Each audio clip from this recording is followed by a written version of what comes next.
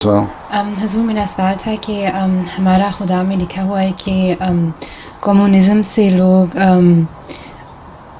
المیہ سے دور ہو جاتے ہیں، تو کیپٹلزم میں بھی نہیں ایسے ہوتا کیونکہ پھر بہت زیادہ کمپٹیشن ہو جاتی ہے، اور تو دونوں سے دور ہو جاتے ہیں. اس لیے نہ کمیونزم کامیاب ہوگا نہ کیپٹلزم ہوگا ہیں.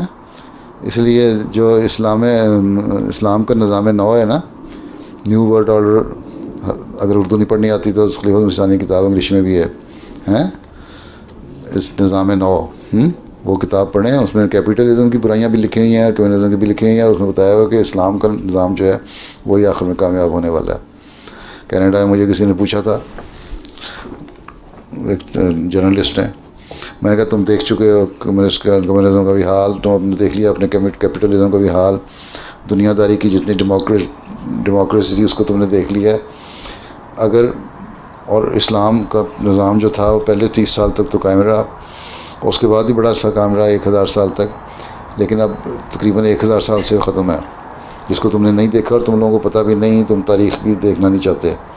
اب اسلام کی حکومت قائم کرنے دو، یا ہمیں کوئی دو حکومت احمدیوں کو ٹھیکے پہ دے دو کوئی حکومت، تو ہم تمہیں ایک ملک چلا کے دکھاتے ہیں، اس میں بتائیں گے کہ نظام کس طرح چلتا ہے.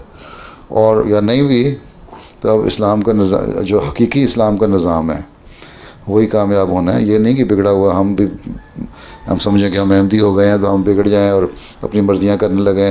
ہمارے سے اپنا لجنہ کا نظام یا خدا ملم جگہ کا، یا جس طرح وہ لڑکی شکایت کر رہی ہے اپنی جماعتی نظام تو ہمارے پہ انصاف سے چلتا نہیں ہے، تو ہم کہیں حکومتیں انصاف سے چلا لیں گے. نہیں، اگر انصاف سے چلائیں گے اسلام کا حقیقی نظام تو یہی حقیقی نظام کامیاب ہونے والا ہے.